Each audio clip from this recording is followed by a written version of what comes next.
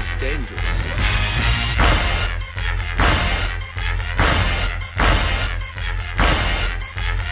Bad feeling about this. You don't seem to understand something.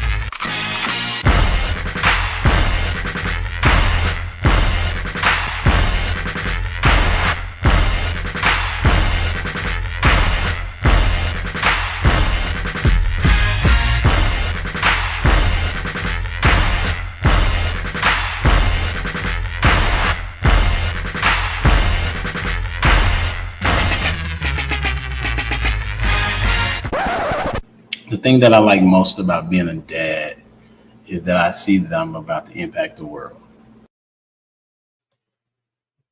Yep. Here we go. What's going on? It's your boy Humble Dad back with another edition of Humble Dad Podcast. It's going to be a great show this evening. You know why? Because I said so. And I'll also, you know, the past conversations have shown that we provide education and entertainment at the same time. And so the goal is to continue to bring you that. The main focus that we want to have on the show is targeting marriage-minded individuals and what they may look like on the outside of a marriage as well as leading up to one. Okay, so that's what. But today we're going to talk about the top questions women should ask men, right? And so if there are any women that want to join, you know, the panel tonight, impromptu, let me know. All right, so here we go. Bringing it to the stage. The first question we're going to ask, though, who is the GOAT in football and or basketball? We're going to start with the man himself that knows everything about everything, Mr. Prototype.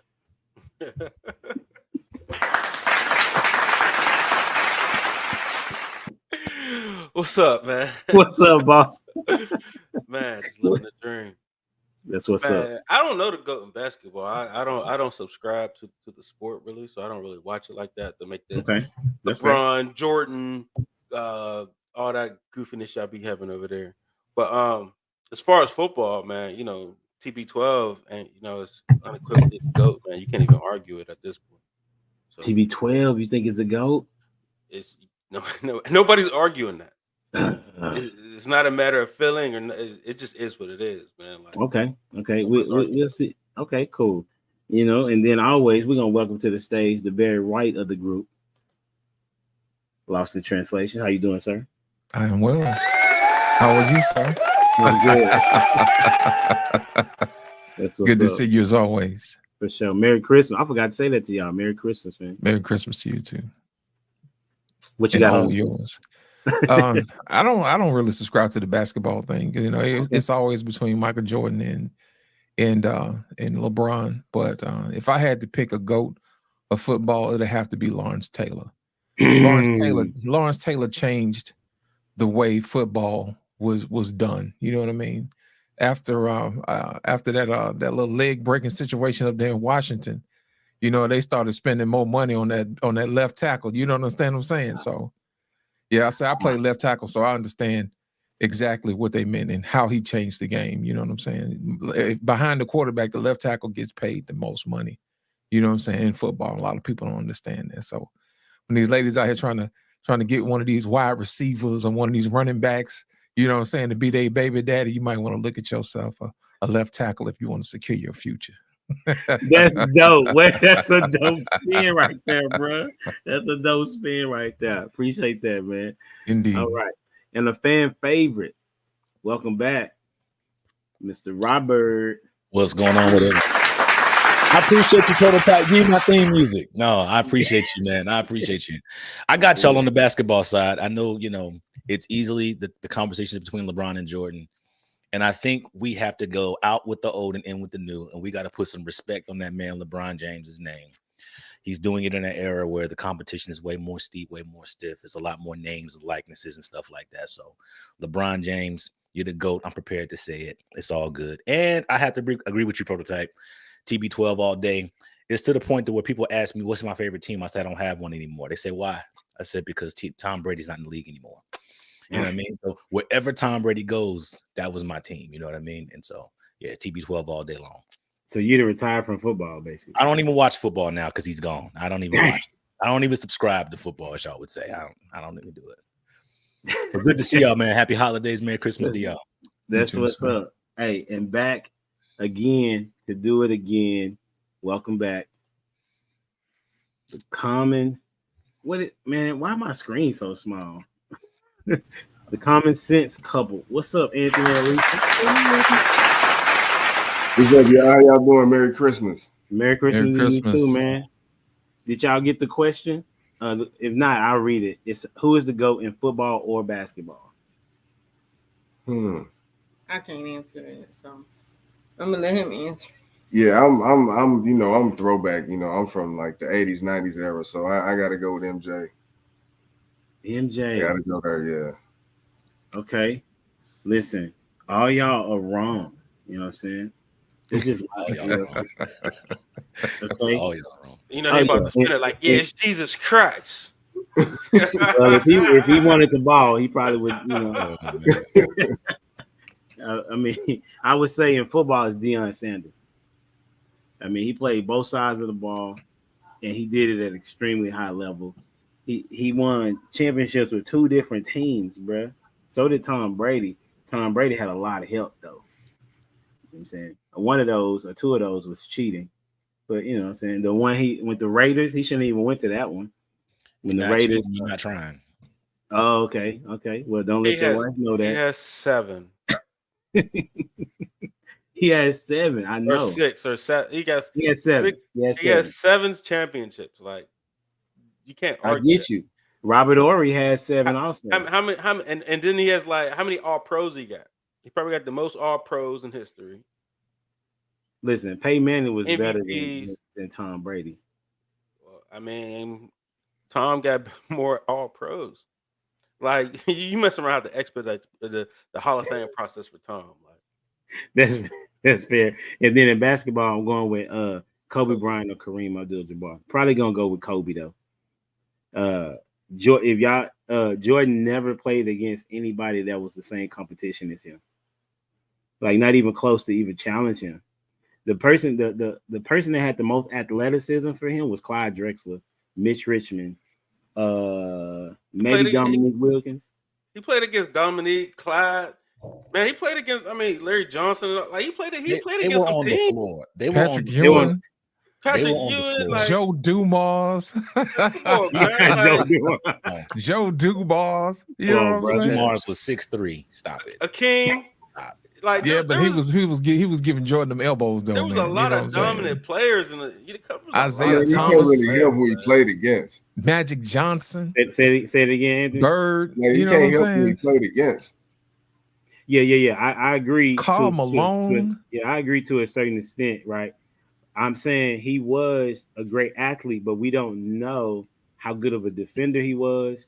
And we can't really say, well, if that's the case, if you go with your premise, then we would have to go with Wilt Chamberlain. But they don't give Wilt Chamberlain, you know what I'm saying? They don't give Wilt his credit because he didn't play against a stiffer competition. But Kobe actually played against the hardest competition. He had, what Hall of Famer did he have? Yeah, what? Hall of Famer. Wait, stop. The last two championships. Paul Gasol is going to be a Hall of Famer. Ron Artest is going to be a Hall of. Yeah, I'm just being real with you. That's fair, but okay, they're going to be Hall of Famers. Okay, yeah, I got a sports pod. I don't want a sports pod with you tonight. I don't. Okay. Listen, it was just a warm up question. See where y'all temperature at. You know what I'm saying?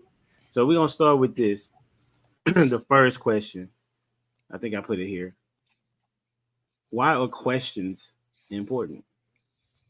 Why are questions important? Okay, and we'll start with prototype. Sheesh. I don't know. I mean, it's to really get to know something, but it's conversation is important, not necessarily like questions, right? You got to ask. This is the way you ask questions, so that's why I kind of like it's hard for me to answer because the conversation with good questions, open-ended questions are important. As just saying wise questions, like you could feel interrogated. It can make somebody shut down. You can not find out what you want to know, regardless. So how you ask the question is more important than why Okay. the question is important. So let's go with we'll go with the couple down there.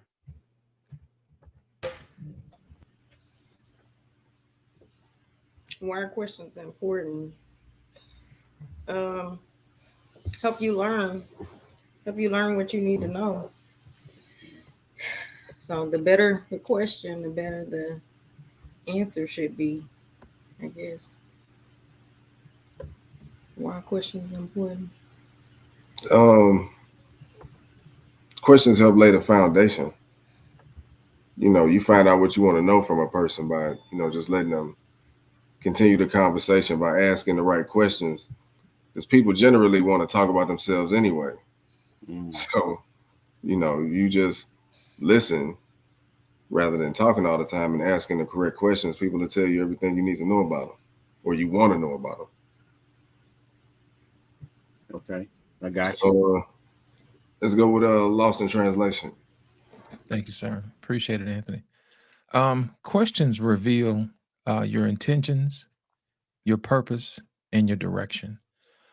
Basically, when you ask the right questions, it also reveals how that person intends on dealing with you. You know what I'm saying? Also, questions reveal, you know what I mean, your purpose. Do you know your purpose in life? You know what I'm saying? And also, that also reveals your direction. How do you plan on getting to, you know, solve your particular purpose? So that's my answer. It reveals your purpose, your intentions, and your directions. And I'm gonna put it on Robert this time. Man, all y'all hit the nail on the head. Specifically, the common sense couples. Y'all are dope. I saw y'all on the last pod. It's about the right questions. It's about the right questions. I mean, because like Prototype said, questions really are irrelevant if you don't ask the right ones. But the right questions, it lays that foundation, like y'all all said. It lays that posture. It puts a temperature on the relationship. It puts a temperature on whatever it is that you're trying to do.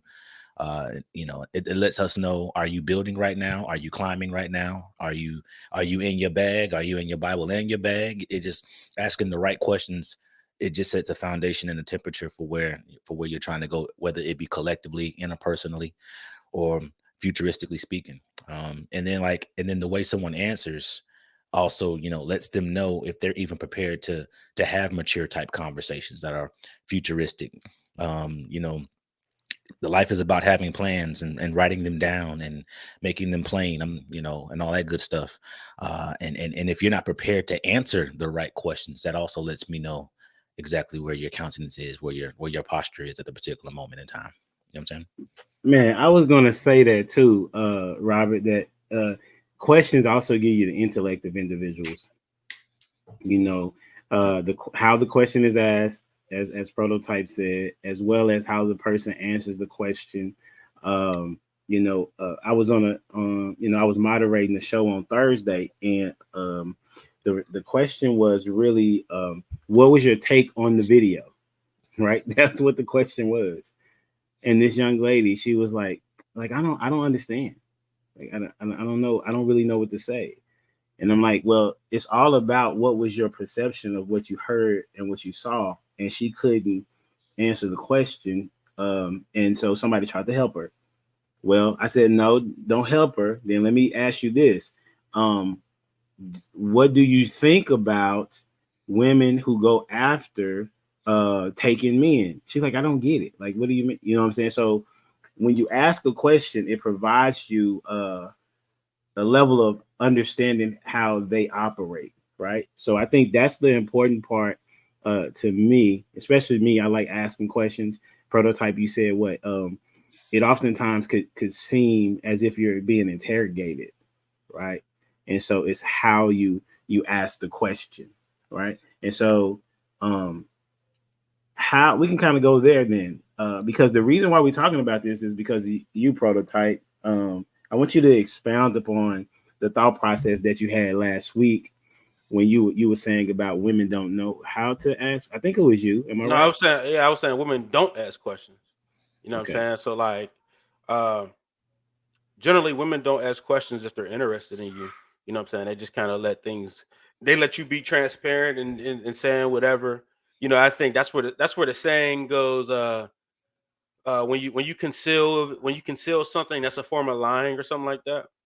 But Um, yeah, they generally don't ask questions to find out who you are, how you tick, what motivates you, or to even understand you for real. Like, you know what I'm saying? And I'm not saying all, but majority.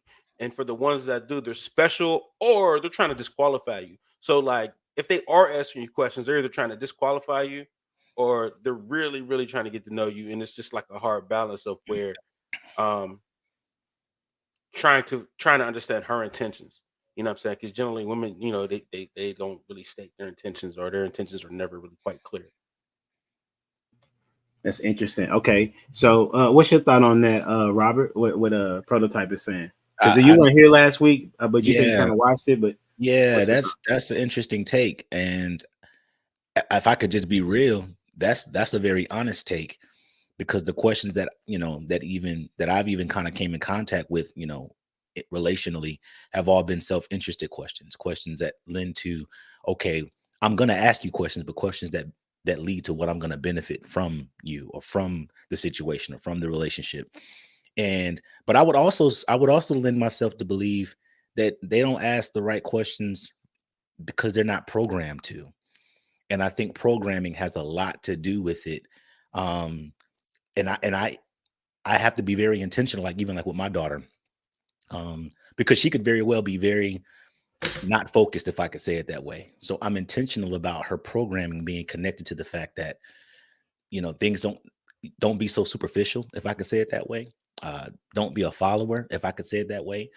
And I think even her being a follower when she was younger was contributed to her not wanting to ask questions, because she really didn't want to know the truth. You know what I mean? So if I can live this lie, if I can live in this fairy tale of being accepted, if I can live in this space of, utopia, if I could say it that way, and things, resources can come from that, then I'll do that. It's almost like networking, open shortest path first. You know what I mean? Like the easiest path of resistance. I think questions cause you to be accountable. I think questions cause you to have to really take an assessment of yourself in terms of where you're going. And so when women don't ask those questions, and when they don't, I'm not saying they don't, I'm not going to go as far as you, Prototype, but when they don't, it could be connected to them not really wanting to hear the truth, because everybody wants honesty, but they don't really want the truth. And if you ask me the right questions, it may force me to put you in the perspective that you don't want to be seen in, that you don't want to be heard in. And then, the truth of the matter is no one likes rejection.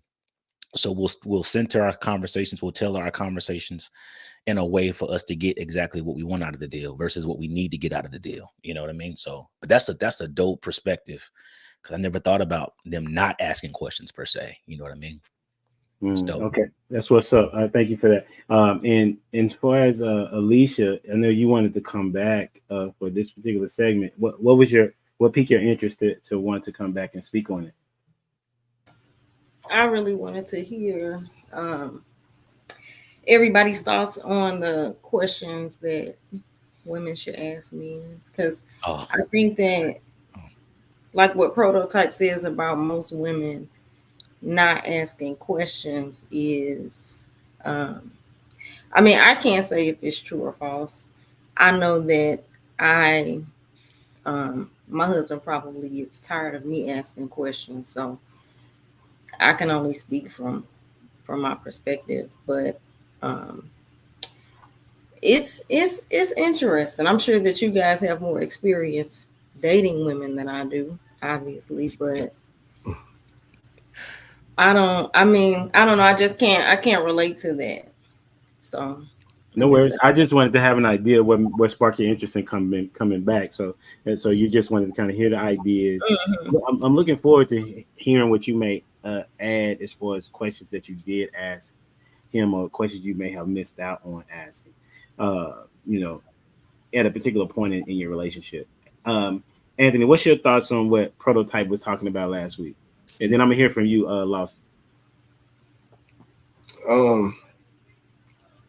don't know if I can say most. I can say I've been in that situation where the particular female or woman that I was, dealing with at the time, it was just surface level.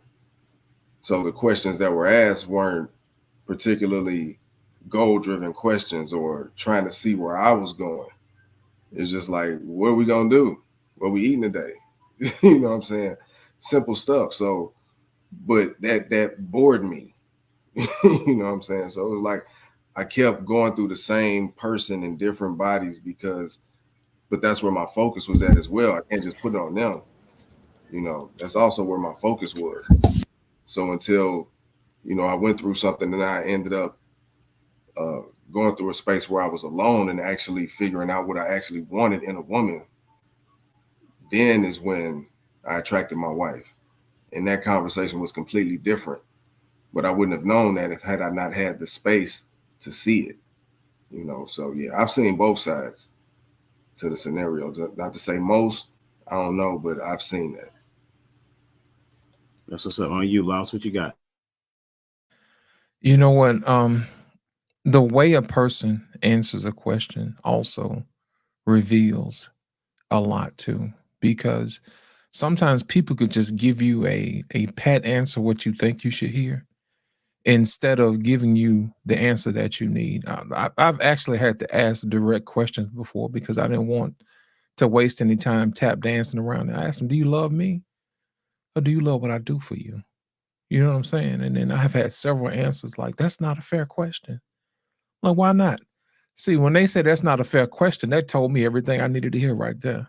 The answer is you love what I do for you. You see what I'm saying? And my thing is this, I tell women all the time, y'all lean on men a little bit too much. You know what I'm saying? Because most men don't lean on anybody but themselves. You know, I tell women quick, I'm not your Jehovah Jireh. You know what I'm saying? I'm not your provider. God is the provider. You see what I'm saying? But my thing is, can you meet me in the presence of God? Can you pray with me? Can you pray on behalf of me? You know what I'm saying? Those type of things. So my whole thing is that if you're worried about surface things and if you're worried about right here and right now, things could change at any given time. You know what I mean? I'll give you an example. Say, for instance, something happens to you. You know, I made a covenant, you know, between you and God that I take care of you, whether you're in a good position or not. If you get sick, I'm going to take care of you.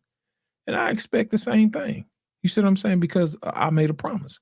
A lot of people just get married just to get married, but they don't even have a covenant, man. And a covenant to me is way more important than having a piece of paper that says we's married. You see what I'm saying? It's a commitment, a lifelong commitment to death do us part.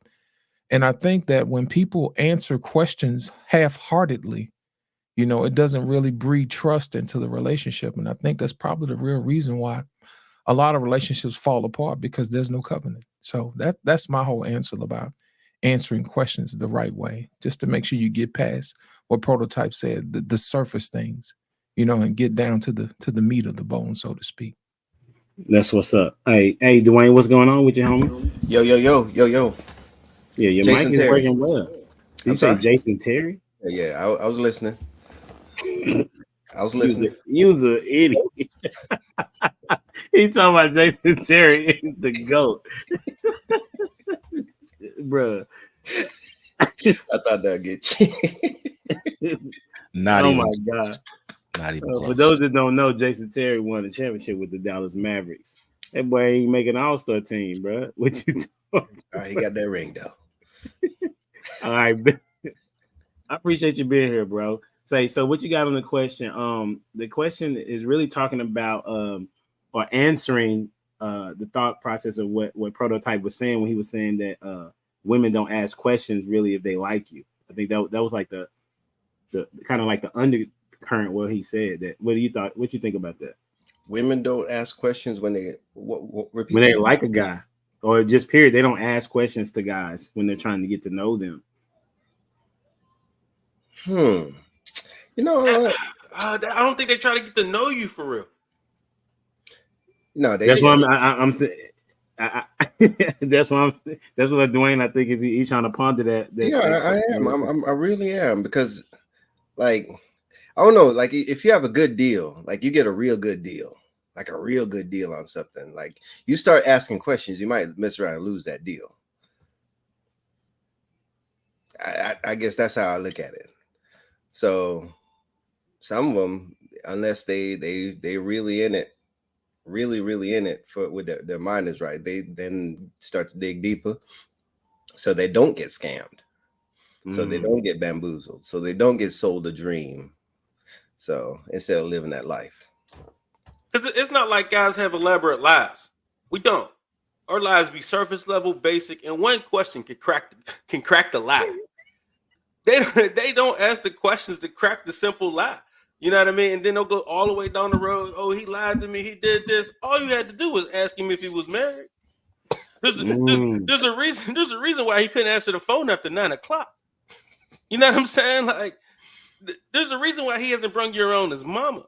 There's a reason why he keeps making these excuses because you didn't ask no questions. They didn't even ask no questions. They just believe what you tell them. Like, you know what I'm saying? Like, they don't ask no questions. So are you saying that off top women should be skeptical?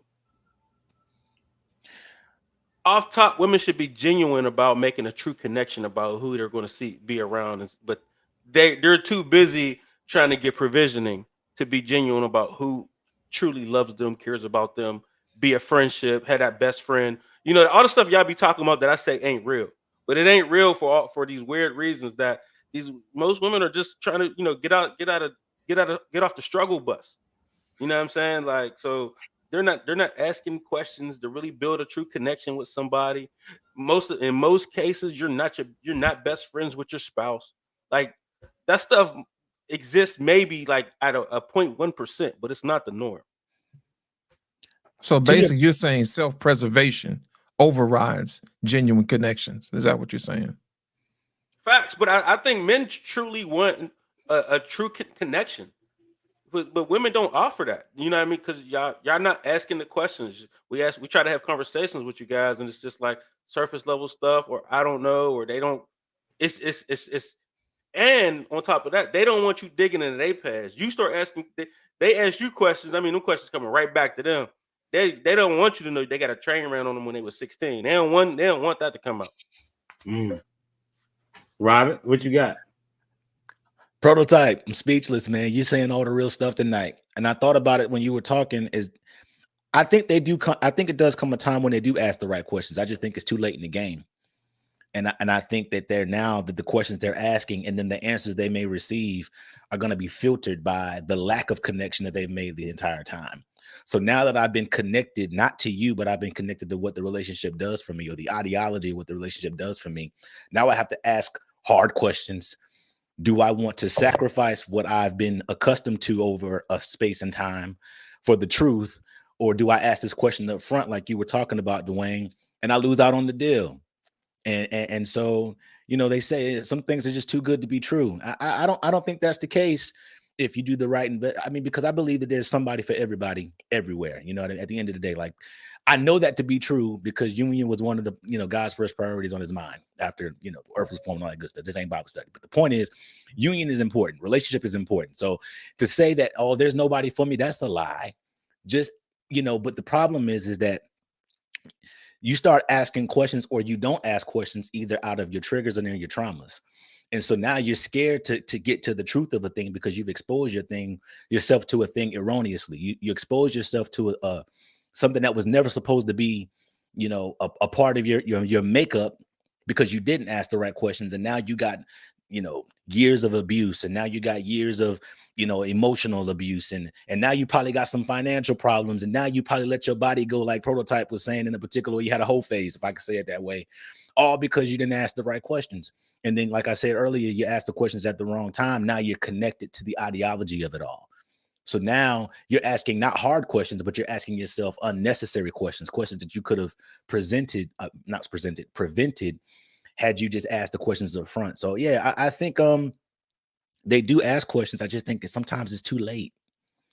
This ain't Disney World. This ain't Disney World. You know what I'm saying? Like, ask me up front. You know, Robert, that's a good point. Go ahead, Loss. Go ahead. No, that's a good point. I don't know if y'all saw this video or not. Well, it was this wife who was questioning her husband, and she was asking her, why are you cheating on me? What does she have on me that I don't have? And he came out, he said, because she's softer than you. She's quieter than you. Yeah. She doesn't make me feel like I'm an idiot. Well, here's the thing. If she had to ask the right questions in the beginning, like, what can I do to make you feel better? Or what can I do to make you help feel a man? See, those questions require action on the person who asked the questions behavior. They're going to have to put in some work. So there's some accountability that is required when you start asking questions, because when somebody gives you an answer, then guess what? Accountability is not only going to be on the person who you ask a question, it's going to be on the person who's actually, answering, who wants to know why. Because if she asks him, hey, what is it that you want in the beginning? That's going to require her to put in some work. If she said, hey, what can I do better for you? And he says, do X, Y, and Z, at that point, she's going to have to perform. But the problem is, if you don't ever ask questions, then it's like you're not concerned. You see what I'm saying? So therefore, it leaves room for somebody else to look for something somewhere else. I hear women always say it all the time. What one man won't do, another will. Well, guess what? There's some women out there that will certainly do what you will not do. And I don't think a lot of women take that into consideration, because they live in a bubble that they create for themselves to insulate themselves from accountability and responsibility when they're in a relationship. Anytime you're in a relationship, there's a portion of you that is required for you to do something. And if you absolve yourself from any responsibility, it leaves your relationship open for attack from the outside. That's good. Okay. Did anybody want to have something to add to that topic? Have a question for somebody? I see y'all thinking. So, I know I'm a little off script, right? I just saying I don't know if Travel One's a bot or anything, right? But just as what that person posted, right? Why are married men always worried about what single people are doing? Oh, okay. You're responding to somebody who's in the chat. Yeah. Okay, I know. okay, I don't know. okay. We don't normally do that, but Okay. I just want to put this up there, right? Okay. Why do married people care about what single people do? It's because when we get here, we start to build our families, and then we see what's wrong with the community, because we're really trying to protect our children, and we see the dysfunction. And me personally, I believe, like, if there was more married families, I would have less worry about my kid interacting with the wrong thing. You know what I'm saying? So that's why I advocate for the nuclear family, because I'm trying to protect mine. Like, I know what I'm doing at my house is cool. You know what I'm saying? But outside of that, the kids that they got to go to school with, the kids in the neighborhood, the kids in the community, if they're all dysfunctional around me, that's going to play a part on my child's development as well. You know what I'm saying? So I just wanted to put that out there of why married people will be thinking about what single people are doing. And we're putting out this information to kind of guide them in a way of, hey, we need to build the community up, because it's self-preservation still. But that's what's right at the same time, though. Because, at least if I know my next door neighbor kids, or they're married and their household is secure, and the one around the corner, I don't got to worry about anybody just trying to pull up on my kids while they're riding their bike doing anything goofy. Because they would typically have the same mindset to protect like I do. So I just wanted to put that out. That's what's up. That's good. I think Anthony, you was about to chime in. Yeah, I definitely agree with Prototype on that aspect, and that's why we're so passionate about what we do when we speak about marriage and things of that nature, because we feel like it's bigger than us. If we have a solid union and people outside of our household can see that, and they may take their energy and may want to model that, it all spreads. And like he was saying, kids that come from households with strong unions become strong people themselves, and strong individuals themselves that raise strong families themselves. So it's an effect that spreads throughout your community if it's done the right way. But so often we get what we see online and in social media with the man versus woman in the household, and ain't no good men out here, ain't no good women out here. But it's like, okay, where's the focus within social media that's showing the positivity between man and woman that's going to spread that message? And that's that's all I wanted to say. Like, yeah, I agree with that. We agree with that, because that's what we try to push ourselves. That's what's up. Dwayne, what you got on it? Well, I was just thinking about what Lost in Translation said the other day about that rental car, right? I think people ask more questions about the car they're going to purchase rather than the one they were going to rent. So I don't remember you saying that, but I would have dropped the bomb when you said it then. Yeah. No. And he was Yeah. talking about the rental car. Most people, as for rentals, they get driven around, dogged out, all that. Got the tires burnt out on them. You know what I'm saying? Can't He was trust referring to how about women in there was, well, you can talk about it, Lost, but after Dwayne, did you want to continue that thought? Okay, No. Lost, explain what Dwayne is saying from what you had said. I was telling them I used to sell cars, man. And the first thing when people wanted to buy a used car, they want to know if it was a rental, because those are the cars that we had the hardest time getting rid of, because people know what people do to rental cars. You know what I'm saying? They don't take care of them. They run them. They don't put no oil in them. They don't change the tires. They burn them out. They tab the transmission, all type of foolishness. So if they know for a fact that vehicle has been a rental car, they're not going to purchase it. You know what I'm saying? If they do use it, it's for like a pizza delivery or something like that. It's not going to go down in history as a glorious automobile that people are going to take care of and cherish, like a 67 Vet. You know what I'm saying? They're going to just, dog it out until it get ready to go to the junkyard. Use it to delivery stuff, but they're not going to use it as a means of making sure they keep it for a long time and take care of it. People just already know for a fact, if you got a bunch of miles on it, and if you're in a rental, you got a bad history, they're just not going to take care of it as well. And I think people look at other people the same way. How well did you take care of your life? Did you just let anybody drive you? You know what I'm saying? Did you just let anybody in your life? Did you let people just dog you out and then you blame them? No, you open the door. If you're tired of dealing with the clowns, stop going to the circus. You see what I'm saying? And I think a lot of people just enjoy, going to the circus, man. And it's the same way with these people in these cars, man. It's the same thing. So people want to know, are you a rental or are you a brand new car? You know what I'm saying? Well, what's your rental history look like? What's your Carfax look like? You see what I'm saying? They want to know. They want to know if you've been taken care of. You know what I'm saying? Think about it. When we used to sell cars, they were like, okay, let me see the Carfax. It's been one owner. Okay, I'll take that one. You know what I'm saying? But if you've been in an accident, it's going to show, oh, you got frame damage. I can't take you nowhere. If I get in an accident, I might get hurt. So if you get in a relationship with someone and they've always had accidents with their heart, you know what I'm saying, so to speak, it means the framework of how you're going to handle this next relationship may not hold up if we get into a little bit of a bumpy ride here down the road. So that's just the analogy that I use, since I used to sell cars. And I tell people the same time, man, make sure you ask the right questions to find out whether or not they've had a few broken hearts and how did they handle it and did they heal themselves? You see what I'm saying? So that's my whole point for making that Christmas comment. party and they'll embarrass you at that joint. Yeah. Bruh, do you go to that many Christmas parties, Prototype? Like you go every year? Every year, yeah. Just to show off your wife? No, but it's business. It's business. That's all. Okay. It's a part of it. It's a part of the system. You know what I'm saying? It's business. Okay. So you said no, but then you like it's a part of it. So you walking back towards It's not just to show. No, it's not just to show off my wife. Okay. But it's I go to the Christmas parties and that's a bonus. Like, oh, and he has a solid wife. You know what I'm saying? So yeah, that's what's up. So we go. Y'all was kind of on the pace of what my next question was going to be. I was trying to figure out how did I want to kind of connect it, but we'll just go with the flow as we typically do. And if I need to circle back to something, I will.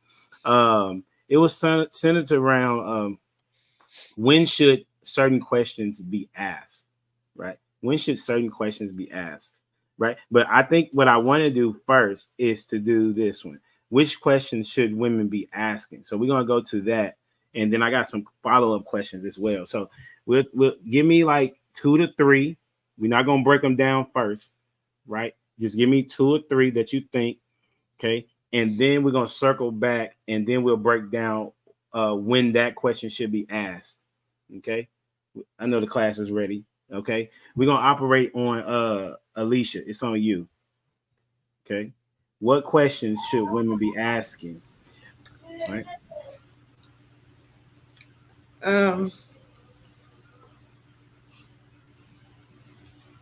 How did your last relationship end? Is an important question.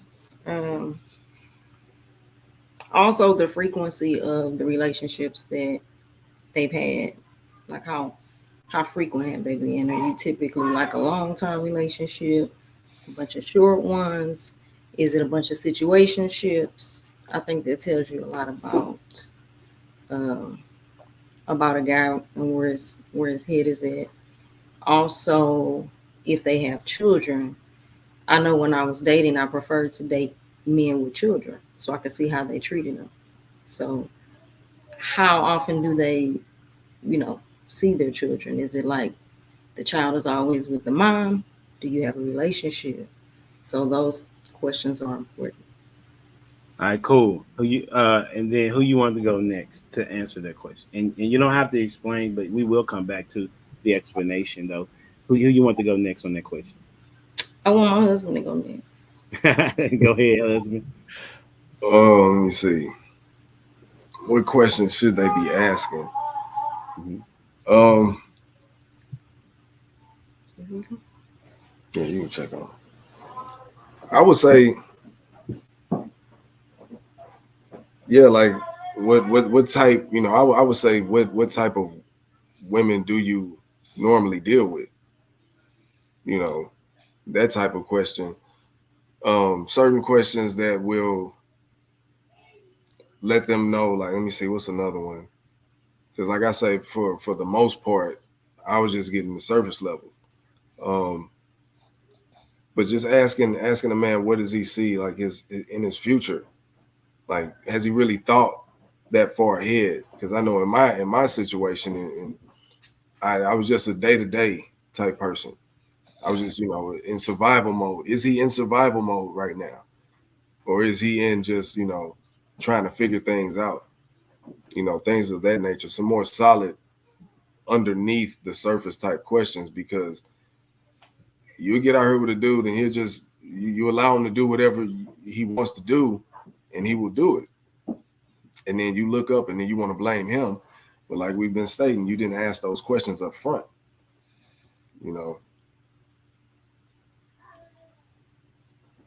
I bet. Who you got going next? I'm sorry. Did you say it? I apologize. Robert, yeah. Okay. I think we gotta. I mean, before we even get that deep, I love all the questions that have been listed so far. But are you single? Like, what's your classification of singleness? Are you dating? Are you married? Does somebody around the world think that you're married to them, but you subscribe to not be? Because people have classifications. Like, if I don't live with her, I'm not married no more. If I don't live with her, I'm not dating no more. I'm with you right now. So because I'm with you right now, she don't even matter. Like, I need you got to ask that. And that may seem like a superficial kind of question, but we don't even need to have questions 2 through 5. If I'm trying to be with you and you have other distractions going on right now, because then the conversation is going to be limited anyways, because you don't have enough to offer me anyways. But after we've kind of figured out that you're single and available to a certain degree, there's 2 questions that we talk about on my podcast all the time. What are you available to receive? Like, everybody wants to come into a relationship given something, but like, what are you willing to receive? Because there's so many people that kind of guard themselves with what they give, so that they don't have to be vulnerable enough to receive love, to receive somebody that cares about them, to receive somebody that really is invested in the betterment of their life. They just guard themselves. I give. I was the guy that gave so much so that I wouldn't have to receive nothing from you. So that when if it didn't work out, I didn't feel guilty. I felt like I left it all on the field, but I didn't give you any room to invest. And my dad would tell me, they got to have skin in the game. But if I don't present an opportunity or a space for them to have skin in the game, then what am I really mad about not receiving? You know what I mean? And then the last thing I would say is, tell me about your programming. You need to understand how a guy got to where he is in his present walk in life. Like, I need to understand the relationship that didn't work out like y'all talked about. I need to understand the marriage that didn't work out. I need to understand what your mama did to you when you was a kid, when your daddy walked out your life. I need to understand what that looks like. I need to understand that, maybe you are a father, but you don't have access to your kids. And what does that really do to your mind? What does that do to your mental state? And I'm only speaking on this because you mentioned it about children, because I think sometimes when children are not with the men, it's the first assumption that they don't want them.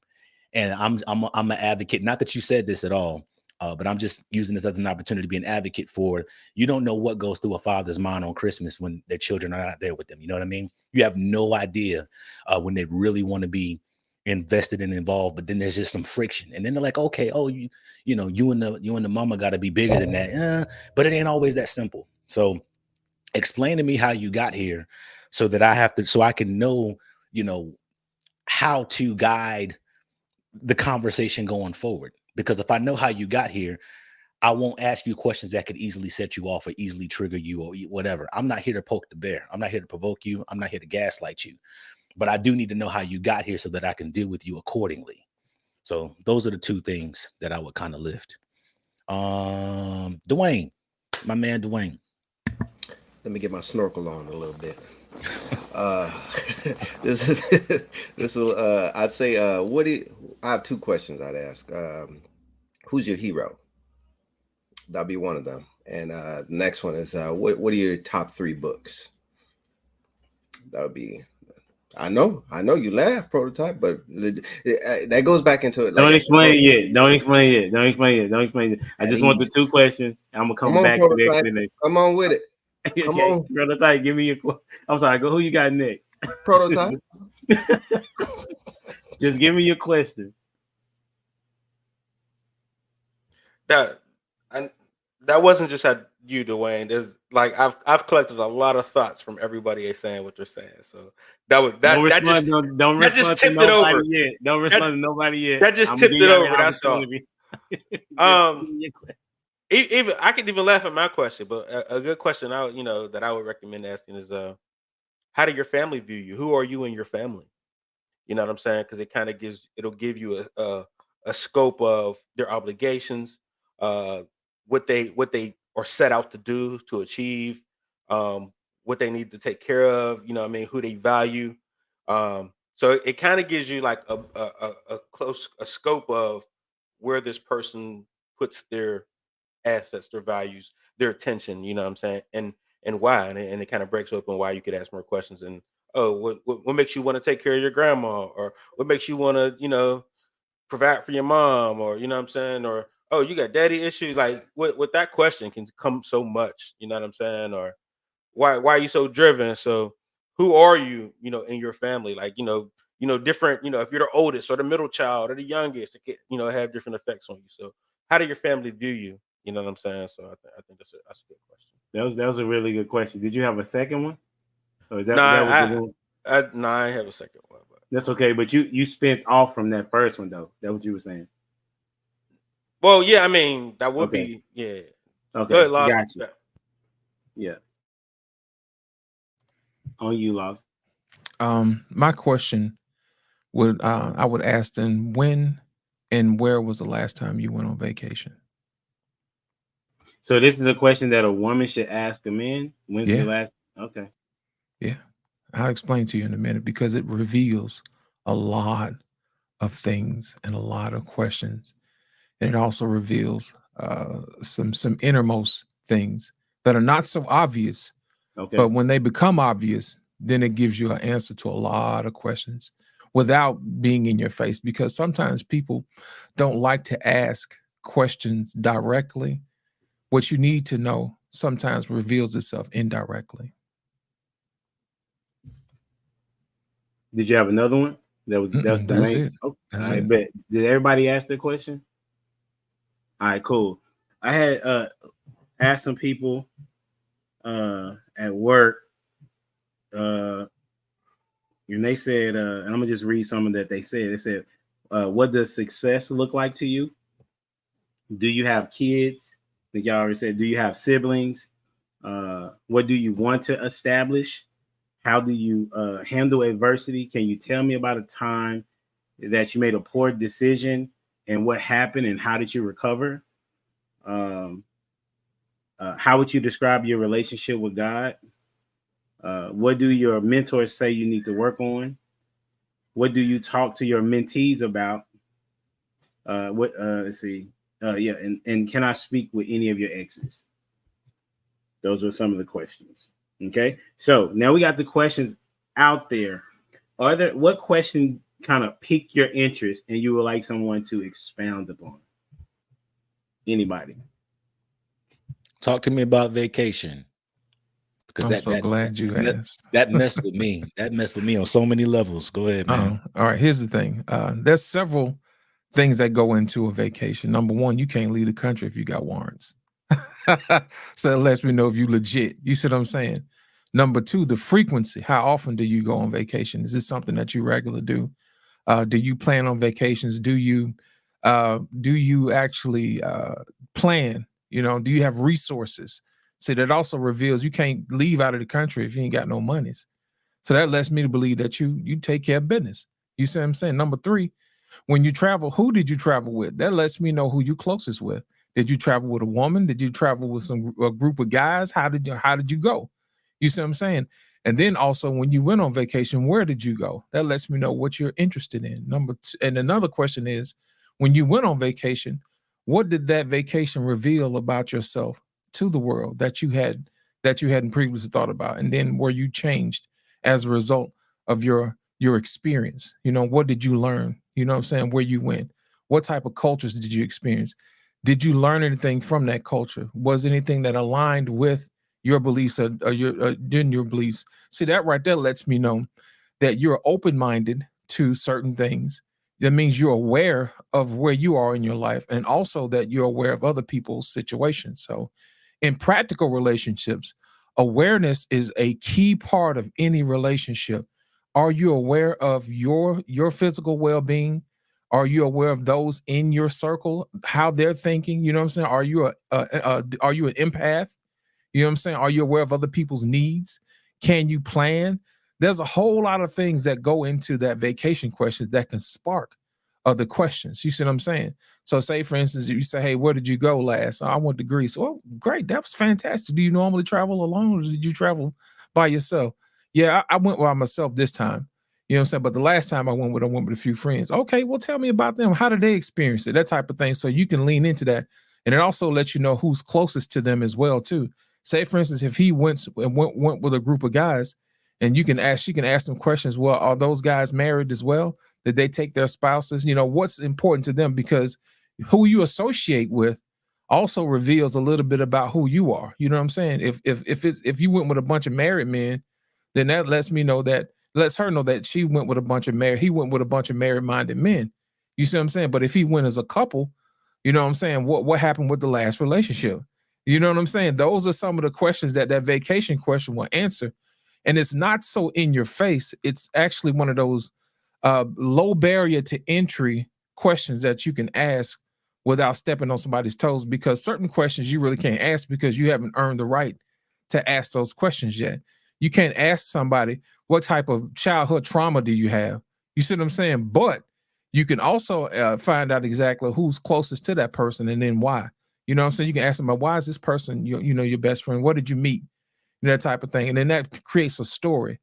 And that story reveals itself. Hey, I met my best friend in the second grade. Some other guys was picking on me, but that person stood up for me, that type of thing. So those are some things that actually allow you to ask more questions and to keep the conversation going versus the overt, normal questions about, what's your favorite color and where you want to eat. You know what I'm saying? A little silly stuff like that. So my thing is this: if you ask the right questions, it'll actually reveal more than that other person was probably willing to reveal. And it also allows the other person to know that you're invested in that person's well-being, because you're asking questions that nobody else asks. You see what I'm saying? Does that make sense? Yeah. It's a very different question out of that's definitely out of the. I wouldn't have never thought about asking that question for sure. Yeah. Prototype, you wanted to say something? Did you want to respond? Explain your own. You can explain your own question. I want to know. I did explain it. The funny part is we're giving these tools on what questions they should ask. And those are all great questions we all gave. It still don't disqualify the fact that they're not going to ask the question to begin with. Because that's why we're saying what. It's not that they don't have questions to ask. They don't want to ask the questions. Because they don't want the question to come back to them. So because they want whatever happened in their past to stay a secret, and whatever you want to do, we only want to do what you want to do moving forward. Blah blah blah blah. They don't want you to dig in their past like that. Like they really don't. These women don't want to ask. But this is what we're trying to teach though. This is it. Although you don't want the question to come back, if you want to have a solid relationship marriage, you're gonna have to be transparent. Who wants to have a solid relationship marriage? Anybody. You're thinking like a man. That's a fact, and Right. I think very very well. Yeah, there's nothing wrong with what you're thinking, but look, all women care about: can you entertain me? Could you feed me? If you do those two things, that's all they care about. Can you entertain me? Can you feed me? Oh, If you can do those two things, you are golden with 80% of the women out here. Can you entertain me? Can you feed me? That's all they care. They don't care about questions. They don't care about how you feed me. That's the whole point. They don't care. It's just, can you entertain me? And will I be hungry? Like if I'm not gonna be hungry and you can keep me entertained, laughing, kicking, you can have me however you want. You know what I'm saying? You want my drawers, you can have them. You want me to make you a plate, and you can do it. Like, you know what I'm saying? Because you keep me fed and you keep me entertained. That's all these women care about. Hey, what you got? One of y'all was gonna respond, Anthony or Alicia? I just want to know where these women are. Everywhere. Because realistically, how long would a woman like that? Not saying that they're not out here, but that sounds like you really, really push that. I don't know if that's like, the majority of the women that you have come across, but how long do they expect to be in a relationship with? Not long. They expect only that. It's not that they have any expectations at all. It's can you entertain me? Can you feed me? And as long as you can entertain me and feed me, you can have me as long as you do those two things. That's interesting. Okay, so Dwayne, what you think? Oh, I'm sorry, Anthony, what you thinking, bro? As far as that, yeah. I mean, it's you agree with Prototype? I mean, to a degree. What's the degree? What's the percentage? I don't I can't give a percentage. Because 90 degree is a right angle. 180 is straight across. No, I can't. 360 is like I'm full circle with it. I can't give a percentage, but I mean, man, it's there. It's there. Like you say, you have to even want to ask these questions, because at the beginning, at the outset, if you're attracted to this dude, what is attracting you to him? Like, what is it? And then, okay, what is it beyond that? Because if it's just, monetarily or like what it is that he can do for you, if you just leading with, what I'm saying, your if you're just leading with what God gave you, then you have to expect that that's not going to last long. Because what else is it other than that if the questions ain't deep enough? All you have is what you have physically. So it's like, now as far as percentage wise, I don't know. It's a lot of factors that can go into that, but as far as for what it seems like we used to in our community, it seems to be pretty prevalent because that's what we see. That's what we see, but that's what's in music, in social media. It's that type of woman, but that's not all women. The majority, I would say the majority of women don't even get that shine. They only put it on the ones that they want to show the negativity on, or what the type of woman that we're talking about right now. You know what I'm saying? So I don't know, bro. I get you. You know what I'm saying? I think it's very important. We all agree that it's very important for women to be asking questions, right? Prototype is saying that they won't. That's fine. I understand their position, but I'm telling them that they should. It's not about what you want. It's about what should be happening, right? So we operating in the standard. We're not operating in what is, right? So the standard is women and men, but we just speaking for women because of how the conversation was from last week. I know some women get kind of sensitive when we just talk about them, right? So, but if you are not wanting to, that's why I asked the question in the beginning. Why is asking questions important? And you all pretty much landed on that it reveals a lot about the individual, right? So if you want to know if this is a good dude, because women do a really bad job of choosing good dudes, that's a fact. Okay. And so as a result, if you, and it leads more to what Prototype is saying, because the narrative currently is that there are no good men out here, and we should, and women are saying that they should just dog men, right? Or just get them for what it is that they can. And I'm saying, but if they would ask questions, you would get to see what type of dude he is and what is his vision and what is his plan. And then you'd be like, okay, do I even want to be a part of that? Robert, what you got? I felt like you were speaking over there. No, I was checking something real quick, but since you called me, Yeah. I want to let Lost in Translation know that that question resonated with me, because it wasn't until recently that your vacation question spoke to a lot of great concepts, but the small thing that it spoke to me on was developing balance. And so when I asked you when the last time you've been on a vacation, and I was the guy that up until I'm 36 now, up until the age of 34, I'd never been on one. And so I could be saying all day, I'm in my bag, I'm working hard, I'm grinding, and I got an X amount of figure business.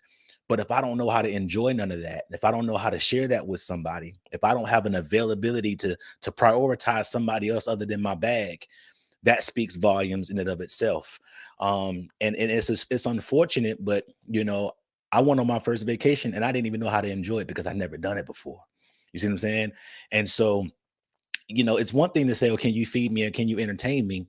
But like an element of social skills, you know what I mean? So we don't need to be in our 30s and our 40s learning social skills because we're so worried about the grind, because that grind don't mean nothing if you don't know how to enjoy that with somebody, you know what I mean? But going what everybody else is saying, books, when you said that, Dwayne Jones, bro, like intellectual, I love it. That's one of my top questions that I ask all the time is, what's the last, I don't say last three, but I just say, what is the last book you read, or what are you currently reading right now? Because I want to know that you watch the news. I want to know that you do something more than TikTok. I want to know that you do something more than scroll. Because, and the reason why that's important to me is because if the majority of the time you spend scrolling, that means you're looking at things that you emulate, things that you want to be like, and you don't have the ability possibly to develop your own status of self, own self-worth, to say, this is who I am, this is what I identify with, this is what I subscribe to. No, that's on the likenesses of what you see. And so this is why we have people that are trying to get, body augmentations and stuff like that, because that's what they see, that's what they fill their minds with, you know what I mean? And we all know out of the heart, the mouth speak. If it goes into your mind, it hits your heart, it comes out your mouth, and then that's what you're spewing into the world. So yeah, man, this is you're freeing me tonight, y'all. Y'all freeing me tonight. But I will tell y'all, I'm in a great relationship now because I'm asking the right questions and I'm answering them the right way. And I want to say one more thing, and I promise you I'm done. And I'm gonna probably get kicked off of this, but I want to kind of challenge you, Prototype, that we are saying that women. Oh yeah, you definitely staying. Hey, that statement right there got you in. Look, I'm gonna challenge you real quick. And we say that women don't ask the questions at all, or don't ask the right questions, but I would subscribe that men don't either. And I say that because just because we ask what your 5-year plan is, what your credit score is, all that stuff, and we're asking you about your future, but are you able to speak to that now? And we so don't I have think, to ask questions. I think men do have to ask questions. All we gotta do, we figured out we can get what we want if we keep her laughing and we feed her. That's not true. That's it. I can get what I want out of a woman if I feed her and keep her laughing. Those two things, and then after that, like after I get what I want, then see, this is how women work, man. Like they won't ask you questions; they'll just start studying you. You know what I mean? And then they'll try to figure out how they could, make your life better. You know what I'm saying? Like a good woman. So you'll entertain her, feed her, and she'll start hanging around you. And then she'll if she likes you enough, she'll be like, let me pay attention to him. Oh, he likes his coffee at such and such. And then she'll start getting up and having your coffee ready. And then you be like, oh, she's useful. That's how women work. They don't never ask no questions. Like I said, they want to lead her past in her past. And I agree with that, but I'm subscribing to the fact that I don't think men ask questions or the right questions either. And when you don't do that, I think what's happening is a omnidirectional situation of everybody bringing their representative. And the truth of the matter is, if I'm asking you a lot of questions or trying to, kind of get to know you in a certain space, there's a time where I like to be very transparent. There was a time where I thought I was asking the right questions. I thought I'm doing the right thing, but all I was doing was presenting my representative too. You know what I mean? I'm trying to ask you the right things. I'm trying to say the right things, you know, and I just wanted to, you know, kind of raise and lift for the conversation for the panel is just to say that as men, because we're asking questions about the future, that doesn't necessarily mean that we're asking the right questions either. And maybe, you know, maybe there needs to be a more of a balance in the conversation, you know, whereas maybe women can pull from this, that maybe I do need to ask you about the intangibles of your life. And maybe as men, more than just entertaining you, you may need to ask them about their current dynamics, what their current structures look like. That's all. I just kind of like to do that whole juxtaposed situation. That's all. Prototype is still my dude. I think that's good. I think that's good. I was only like, I'm cool with challenging dudes. You know what I'm saying? Dwayne know that for sure. You know what I'm saying? And so I just understand where we are now in society. If we were somewhere different, matter of fact, I was talking to my mom about this, and she's very open-minded and having discussions with me. I love my mom to death, man. And so she watches the podcast as well. And so she was giving me some, you know, her perspective on what she sees. And I said, listen, the situation is sex. You know what I'm saying? The situation is sex when you're talking about relationships, whether we're single or married. Okay, sex is a big deal. Okay, and so the current situation has always been, for the most part, but I'm gonna just speak to where we are in the current time, is that women operate and they are the ones that control sex. Okay, and they decide who goes on dates. They decide who gets to have sex. They decide who's born. Okay, so it is a responsibility that I don't understand why women take what I'm saying offensively when I'm saying I'm looking out for you. You know what I'm saying? I'm telling you that you need to be asking questions. I'm telling you, you need to hold to leverage what it is that your value is, and that's your vagina. You know what I'm saying? That's what the guy wants off top when he come talk to you. He may be marriage minded, but he also sees that you're a woman that he could lay with for a very long time, right? So this is why I'm saying that women need to be asking questions, because guys are not guys are challenged in finding good women, but not as much as women are finding a good man, right? Men know when they have a good woman, they just do her wrong. Not all men, you feel me? A man knows when a woman is a good woman. He may not be a good dude, but he knows that she's a good woman. Women, on the other hand, when they give up their leverage as it relates to sexual value, what happens is now they miss the red flags. They're not asking the questions before they have sex with the dude. And that's where we are right now. And I am passionate about this as it relates to women and focusing on women getting themselves in a position to be able to ask the right question.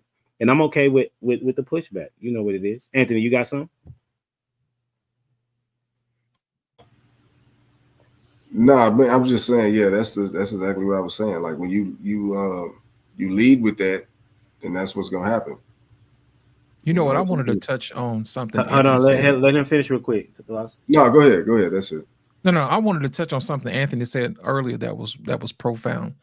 That reminded me of a conversation that I had with a female friend of mine.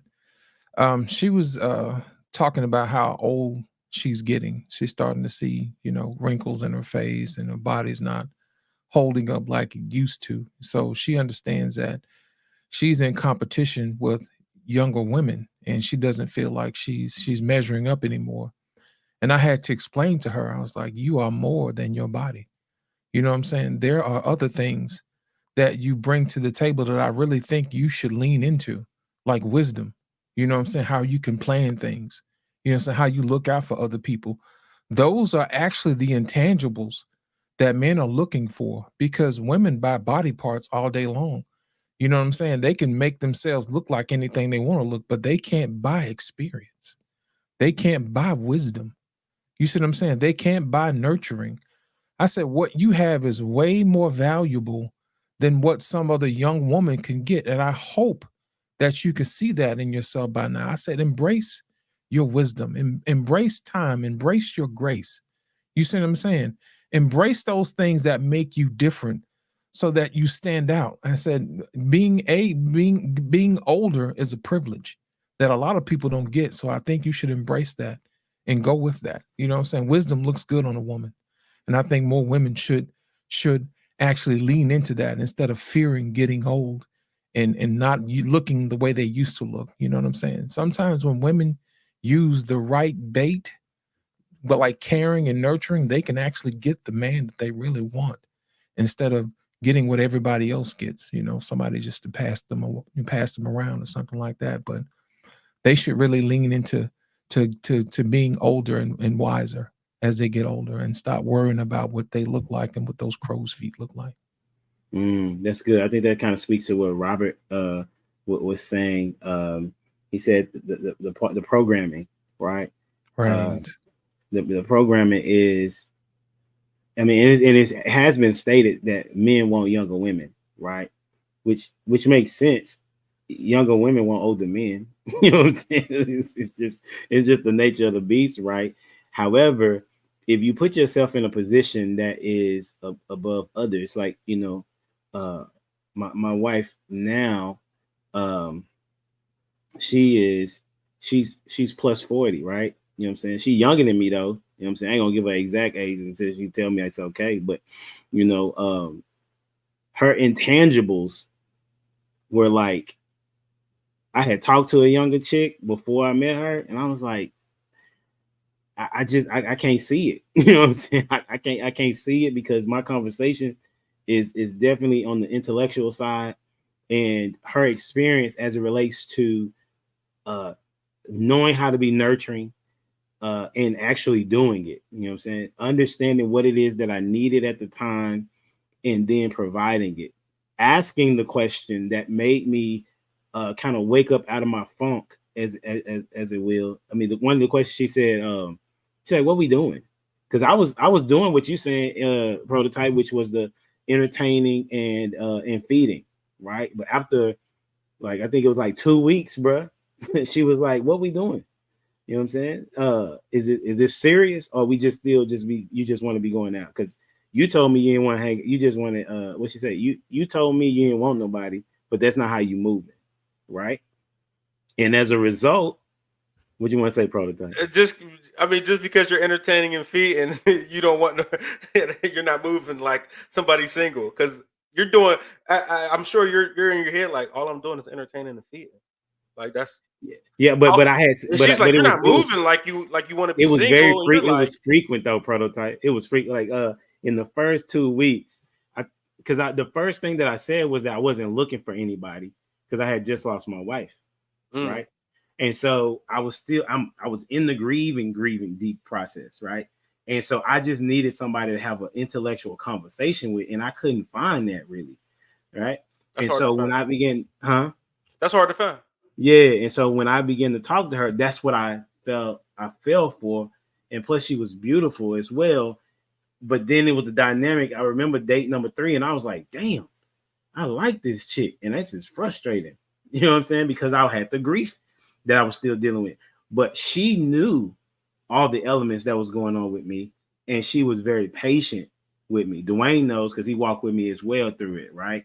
And so I'm saying that's a different type of woman that's willing to take up on a dude that had a good marriage but lost his wife and now is a widower and taking care of 4 kids, right?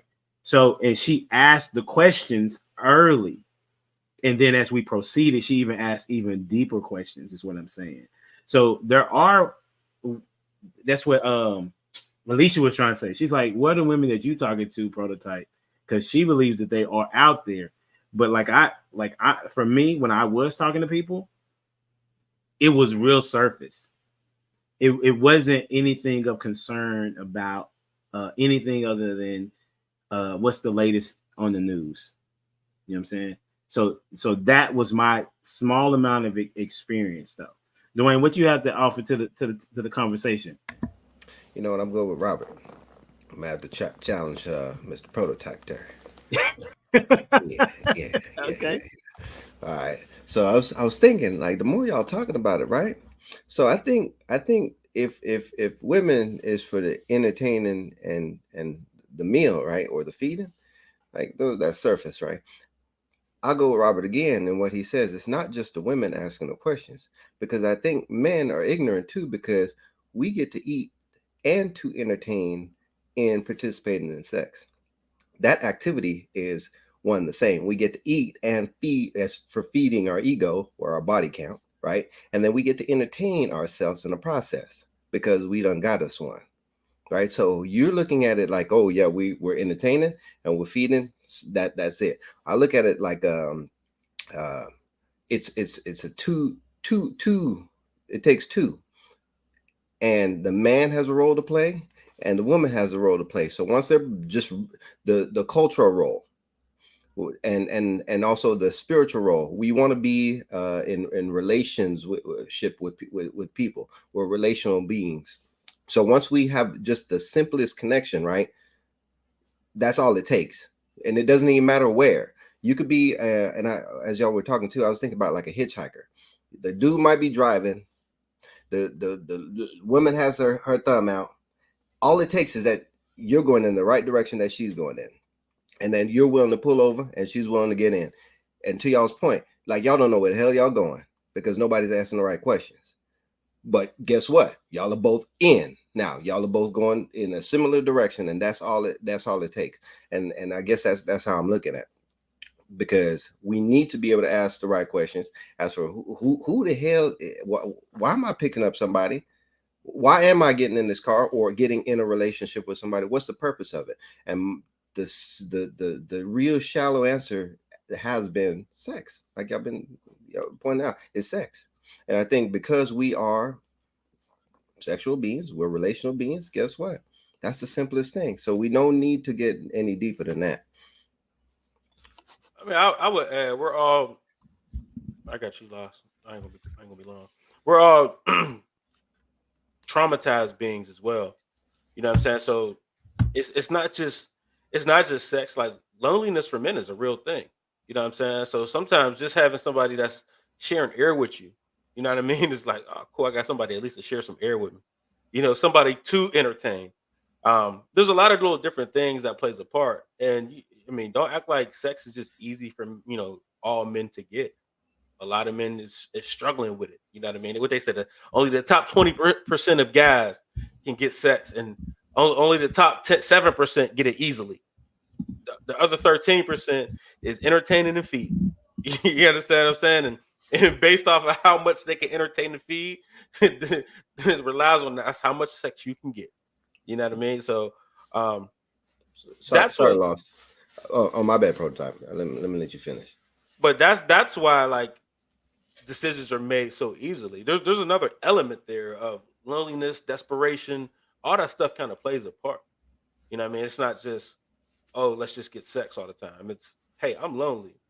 You know what I mean? I could get a dog, but the dog, a human talks a little bit more than a dog. Like, you know what I'm saying? So you get a little bit more fulfillment out of it. But go ahead, Lost. You know what? I'm glad you brought that up because it's so easy for people to agree on sex. You know what I'm saying? One person say, hey, I'm in the mood. You in the mood. Let's do it. You know what I'm saying? Or if one person says, hey, I want to have a house and 3 kids. Okay, great. I want to have a house and 3 kids. What we mess up is we connect in the pelvis. We connect in the mind, but we never connect in the heart. You know what I'm saying? And what happens is we guard that heart so hard that we never really make a connection. You know what I'm saying? Those who've been married a long time, I don't know if y'all have ever seen this before. When an old couple gets married, when one spouse dies, the other one dies shortly right after.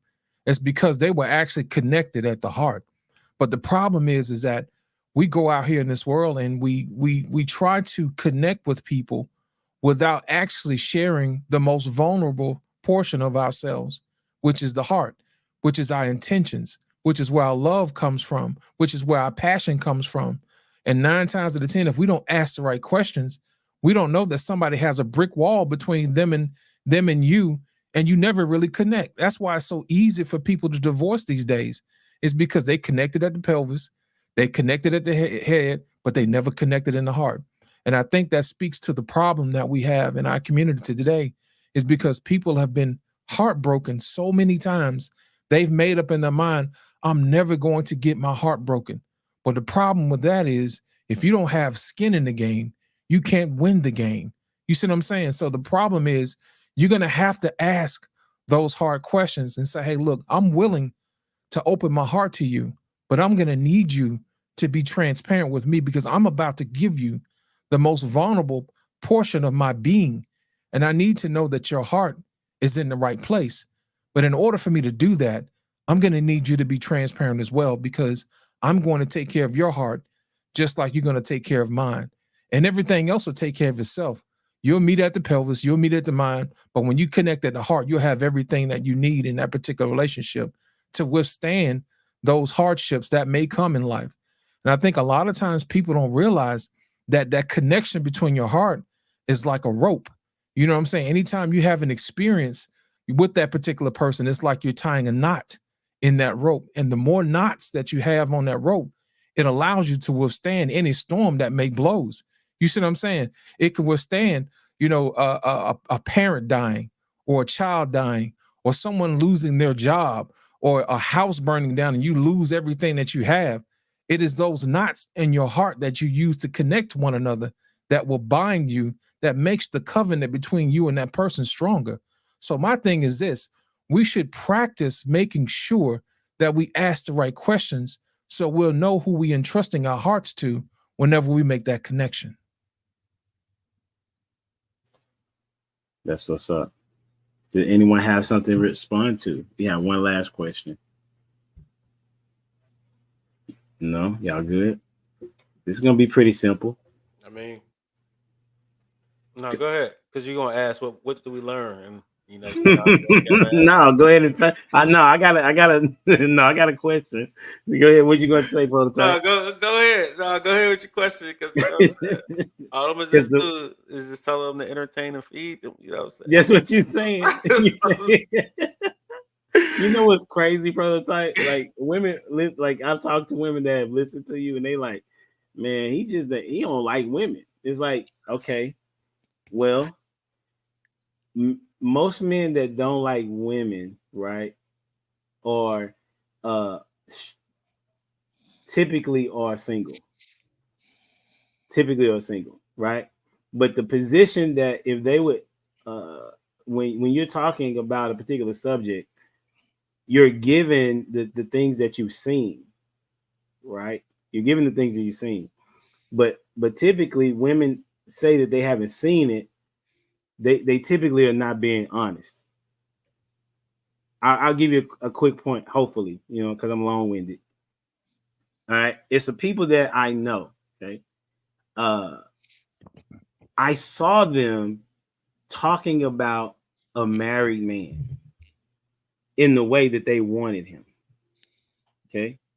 Now, if you are such a good woman, why would you be okay with lusting after a married man? First of all, it's hard to not lust, but then you're going to lust after somebody that's already taken.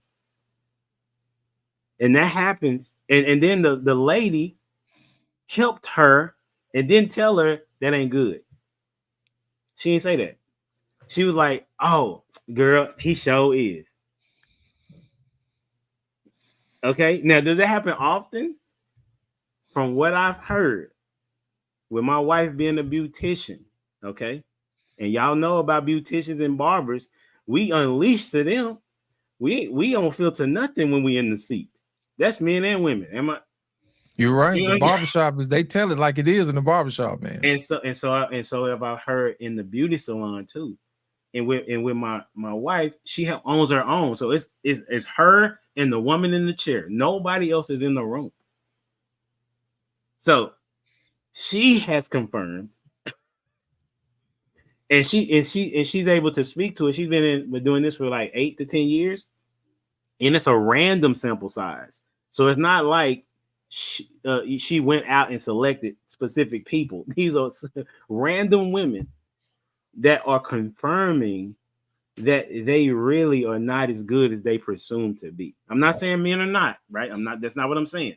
But I'm saying, women, you cannot be like, you know what? I want a good man, but I'm not gonna put myself as being a good woman, right? It has to be both, right? And because I said before, I said I was gonna be short, but I'm not. And so what I'm saying is the thing is around sex and women, y'all control the access to that. So don't give that up. That's what I'm saying. Go ahead, Prototype. People will say like, "Oh, I hate women." I've heard that often, right? Like, "Oh, Yeah. you must hate women." I had a moment where I was like, "Dang, I don't like women," but it's because I was holding them accountable and not understanding who they were and what they really were. Holding them accountable and giving them accountability. Oh man, I'm not gonna like them because they'll never match up to being accountable with nothing. But you just gotta understand who they are, and once you understand who they truly are, you be like, oh, that's just who they are. I don't hate. Once you understand what a thing does, that's what it does. You can't be mad at it. You know what I mean? It just is what it is. Hey, Alicia, as the only woman on the panel tonight, what's your thought process on women being held accountable? Because I think I'm trying. Last week we said something, and I think you tried to say something about it. I'm trying not to take offense to Prototypes. He's not talking about you if it's not you, though. No one on the panel. No one on the panel. Never nobody on the panel. Everybody on the panel is accountable. Go ahead. I know. But would you ask me? Did you ask me a question? Yeah, I said, what do you think about the statement that women have don't like to be held accountable? It's cognitive dissonance. They don't even know it though. They don't even know it. It's like they'll say one thing, but you can't put a blanket. But it's like hold on, Prototype. Let her finish real quick. Go ahead. There are women that are okay with being held accountable or want you to hold them accountable, and then there are women that aren't, just like there are men that aren't. What would you say? No, okay.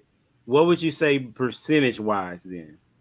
Because this is what I noticed. Let me explain some of what I noticed when I'm talking to women specifically, right? Including lots of women.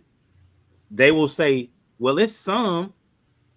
Well, there are those, but they won't say most, right? Or the majority. They won't say that, right? I can't say that. But they literally, how people will say black people like chicken? Black people like watermelon.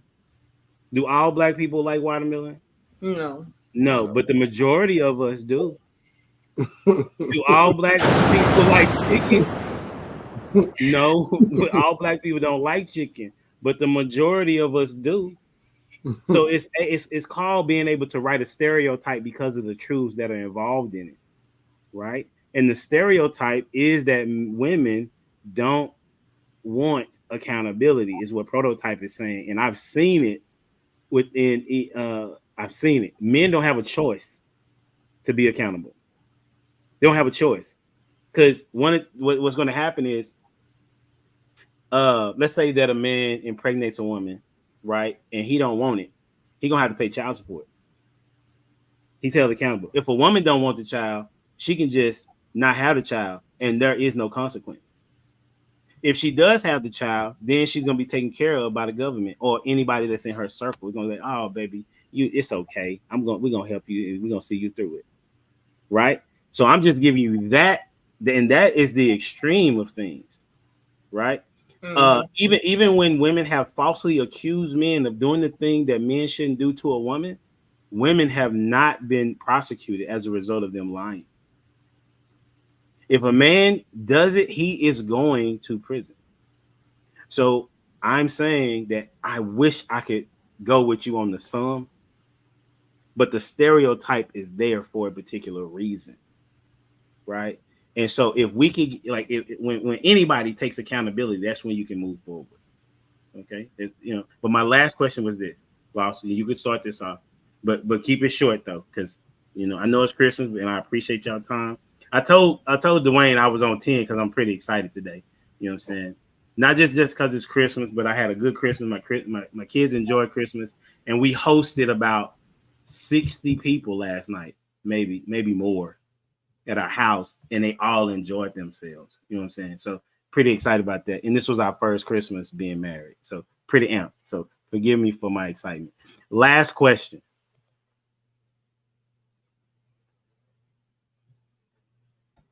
When or how should the sex talk be brought up? Anybody can go. When I bring it up. When I bring it up. What you mean? Have just proven the point. When woman brings it up, or when I bring it up. That's what I'm at. Are you saying when the woman brings it up? Yeah. Is that everybody? So now we're asking questions. They were not even asking. Oh yeah, Now we're not even asking this question, right? Like, because you just gotta assume. Because if you ask, like, it's going to be always. It's back when I used to get my Mac on, right? When you was a little macaroni. Back when I was a young macaroni. You little know what macaroni. You know that thing is repetition. One thing I've learned is if you ever ask a girl if she got a boyfriend, 9 times out of 10 she always gonna say yes. So what you do, you just don't ask, and then you get the number anyway. Because generally she gonna be dating somebody anyway. She generally got a boyfriend that you got to break up anyway. So you just don't ask. It's the same thing about sex. Like, you know, she'll give it to you. You know what I'm saying? She'll just give it to you. You feed her, you entertain her. Here you go, daddy. See. That's why we don't ask questions. Just because right there. That's why we don't ask questions. Because we don't want to hear the wrong answers. And if we do, laters. Because if you don't ask the question, you end up getting what you wanted anyway. Not necessarily. So why? Explain to me why you skip out on asking about the boyfriend? Because 9 times out of 10, she's like, you got me. I can't lie about it. Yes, I do got a boyfriend. But if you don't ask her, she'll give you the number. You hit her up. Hey, you hungry? You want to watch a movie? Sure. No, and like your phone blowing up, you ignore it. You ignore the whole situation about her phone blowing up. You know what I'm saying? Hey, you hungry? She come over. She eat your chicken. She watch your Netflix, and you chill. Mm-hmm. You and do that enough. You feed and on her own. Entertain yourself. Then you ain't never heard. You know, you ain't never had a dude call you. Hey man, you talking to my girl, and are you looking at her like I ain't even know you had a boyfriend? Why ain't you tell? Like, you know how many calls? Like, yo, you talking to my girl? We getting back together. Hey bro, you can. Hey, I ain't know. I didn't ask. I didn't even ask. But you know what I'm saying. But hey, like, how does that answer my question? Because though? you left it on her. Okay, I got you. You left it on her to kind of like, that's when I thought women were accountable, right? Like, you would think like, why didn't she tell me? But she ain't gonna tell you. You know what I'm saying? You just get that phone call. Oh yeah, my ex, he's going through my phone. My ex is crazy. No, he ain't crazy. You're not being truthful. Got you. Okay, Lost, Robert, and then Dwayne. Did you want to? You already answered this, right? I say I'll say. All right, cool. So we're gonna go Lost, Robert, and then Anthony and Alicia. Here's the thing: it's always better when a woman brings it up, because if a man brings it up, it makes him seem like he's thirsty, man.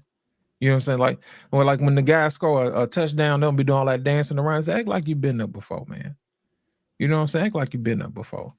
And 9 times out of 10, if they feel like it's, they know what it is. You get in a relationship for, you know what I'm saying? But my thing is, if you're not pressed for it, they want to know why. And that's going to mess with their self-esteem. They're going to be like, well, why doesn't he want it? Am I not beautiful enough?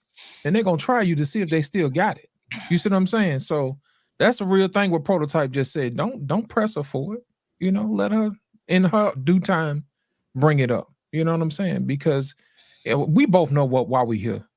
You know what I'm saying? My thing is this: if she likes you enough to do that, then it's really on her, because she's the one who controls the sex. So why not let her bring it up?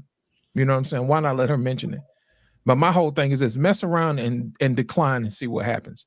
You're gonna have a spoiled brat on your hands. If you ain't never turned a woman down, you don't know what you're dealing with. That's how you know what you're dealing with.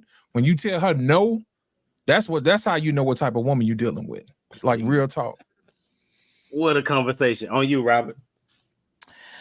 I mean, the right answer is The right answer is you got to let her bring it up for systemic reasons, for society-based reasons, for just reasons of us being just men. But I'm gonna have to, Miss Alicia, I might have to say when I bring it up, because if I'm paying for dates, if I'm hanging out and I'm taking you out, and we both have, we both got intentions, we both got an expected end, and I'm only saying this to be combative for the sake of the show.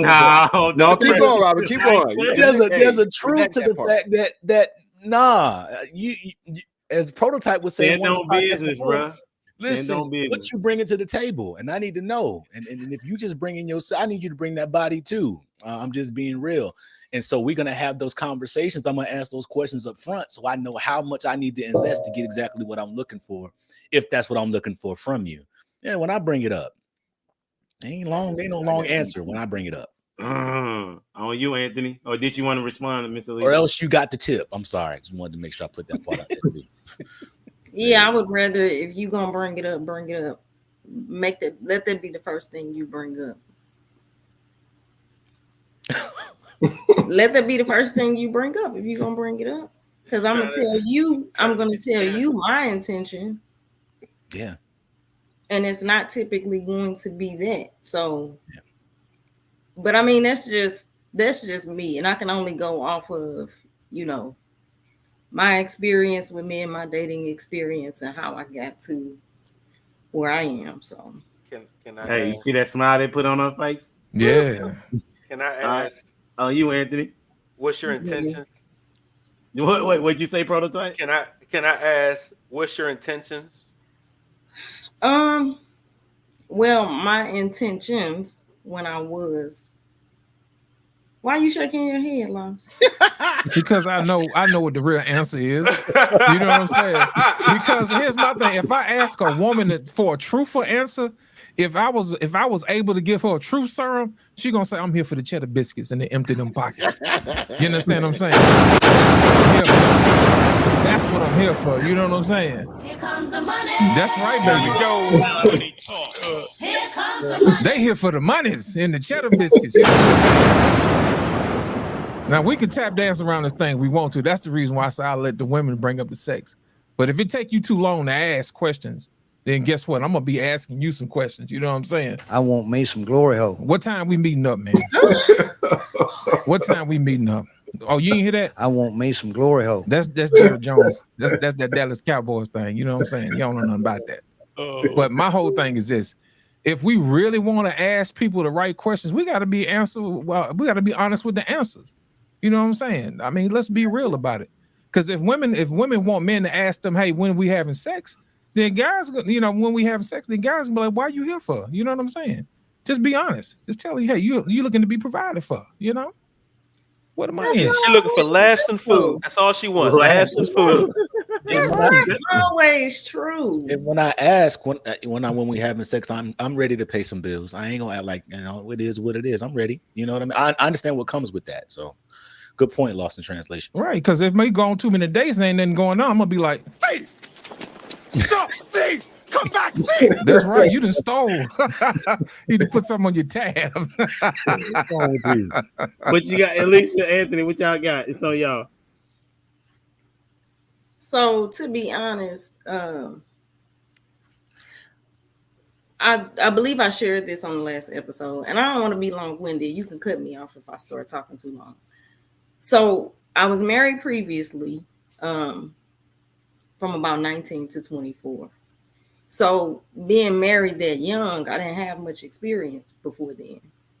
So it didn't take me long after that marriage to realize that, okay, of course I would meet guys, I would go out with guys, but it didn't take me long to realize that casual sex was not for me. I couldn't handle that. So my intention going forward when I met men was like, I just want to get to know you. I didn't really have an issue with men bringing up sex with me. Like, they were okay talking. I'm sure they wanted to, they just didn't bring it up. So the only time that I actually was like, yeah, I want him, was when I got with my husband. That was the only time that I was like, Okay. Because he's 6 foot with a beard. Probably no. See, the thing about it is you already knew that you wanted to have a meeting at your heart instead at the pelvis. You see what I'm saying? That's the difference.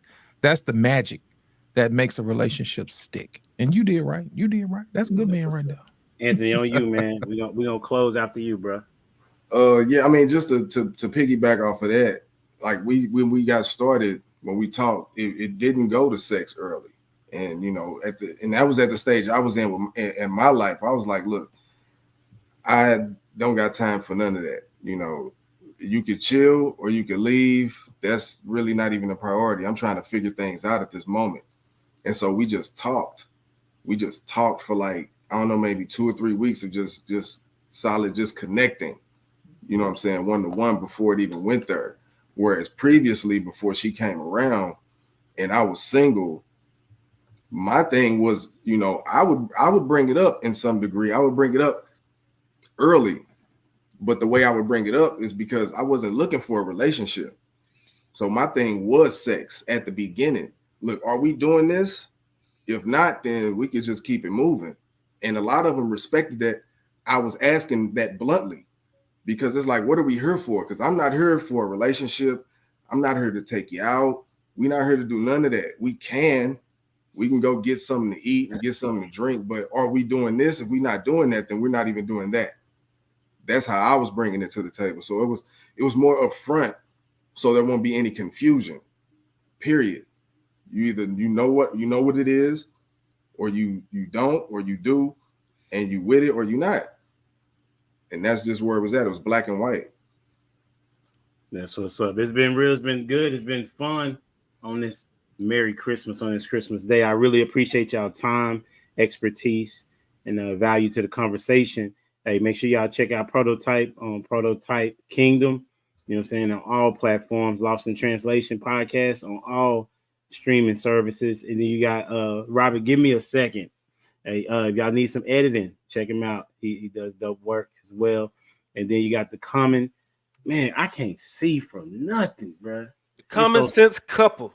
The Common Sense Couple. All right, Anthony and Alicia. Appreciate y'all for stopping by. Make sure y'all check them out. Y'all don't have a YouTube channel. Y'all on Instagram, or y'all started the YouTube? We got the YouTube channel. It's just mainly shorts right now. We have a few episodes on there, but yeah, we got the YouTube. Cool. So make sure y'all check them out as well. And Dwayne, you know what I'm saying? You know what it is. Over there, he's a dope photographer, by the way. You know what I'm saying? And one of my groomsmen, as well as one of my best friends. So make sure y'all go support Dwayne and everybody on the platform. I appreciate you. And always make sure you like, share, comment, subscribe to the channel. Hey, we building something. Until next time, we out here. Deuces.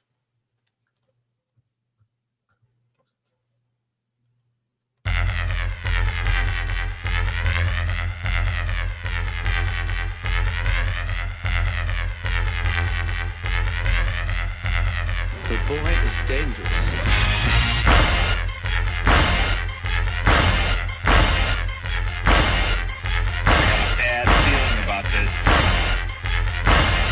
You don't seem to understand something.